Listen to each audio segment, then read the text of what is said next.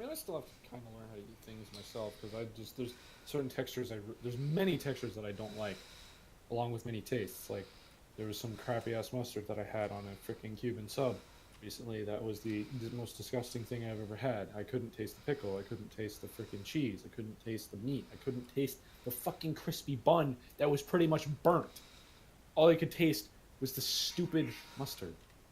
I thought I'm scrolling 9gag right now, and I was like, why Hey, the there's me. fuck is there so much Star Wars stuff?